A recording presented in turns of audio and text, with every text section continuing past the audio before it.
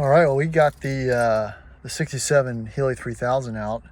Haven't driven it for a while, so I figured we'd take it for a spin, get all the fluids circulated and warmed up, and you know, make sure everything's firing on all cylinders again. It's probably been about 4 or 5 months since we drove this thing. I drove it here. It's not super warm, but let's see if it'll start on the first turn.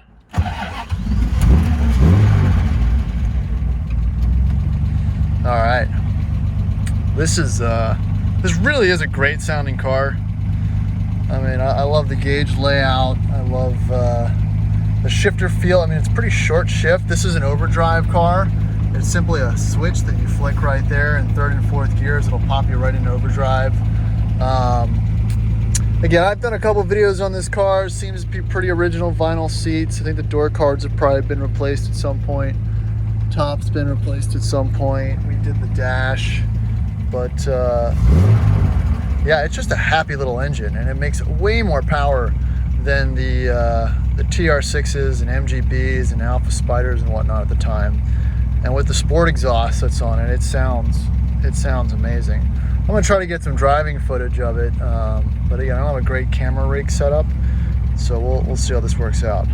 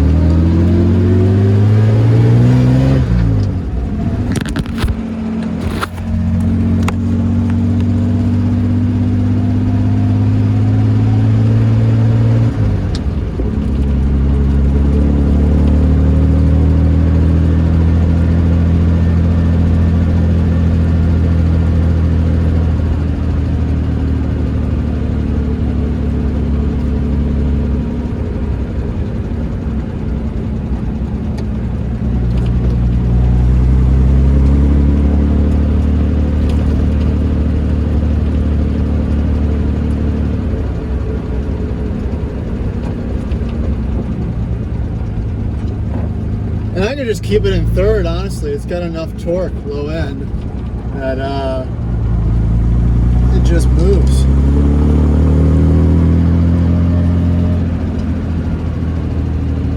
And that's the most impressive thing about this car, I think, is the power. It's right there. I mean, the car's 60-some years old, and it still moves amazingly.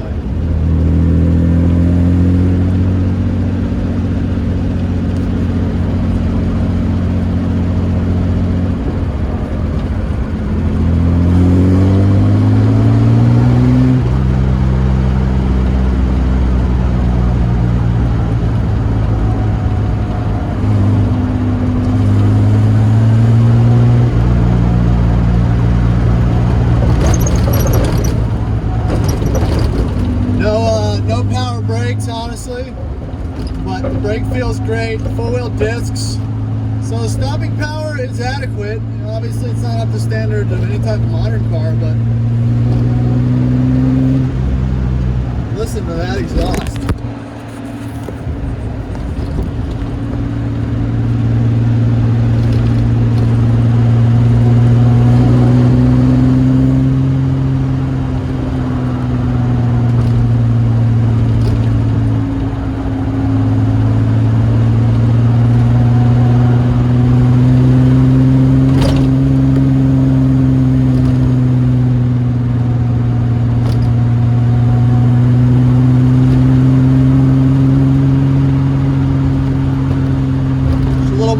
Up right now, a little more response. It was missing a little bit since it was so cold, but feeling much better now.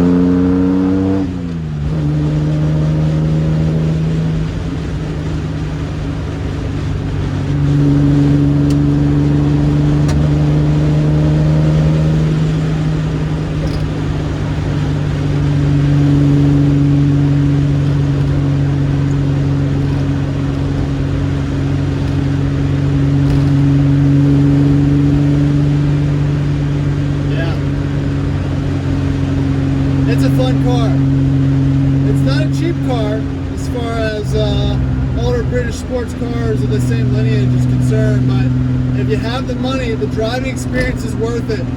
It's very special. You know, there's not many cars that give you a special type of driving experience. It really takes quirky older stuff to give you that fix. But you know, it's definitely worth the money when it comes to something like this because of the power.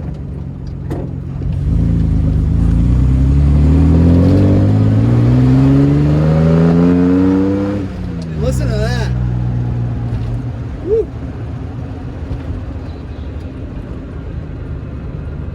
And the view out of the windscreen here with the fender mirrors, which are completely out of whack. I need to fix those.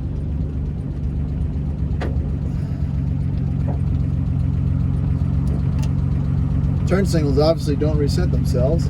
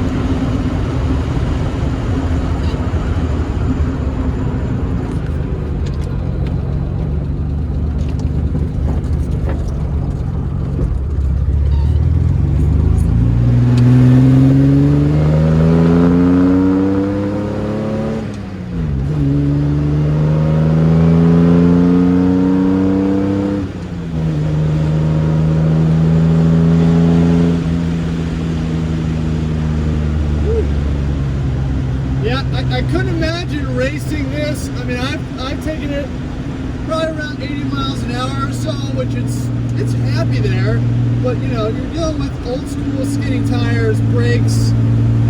I can't imagine hustling this around a track upwards of 100 miles an hour with no safety equipment, no seat belts or anything modern, no roof, not even a roll bar. I mean, that's the kind of driving experience you get when you're in the driver's seat of these cars. You really,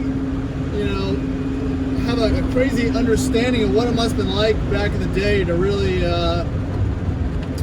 beat on these things, and you really start to understand why these cars have the reputation they do, and why, at the time compared to the American cars, why these were so sought after and so special, and why the nostalgia for them still exists so much.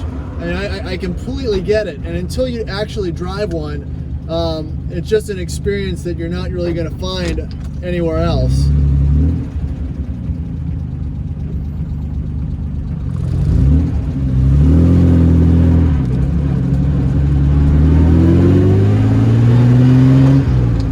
Mechanical noise and every vibration, sound, smell. I mean, it's all, you can feel it all, you can see it all. I mean, it doesn't, this is definitely a decent way to spend an afternoon.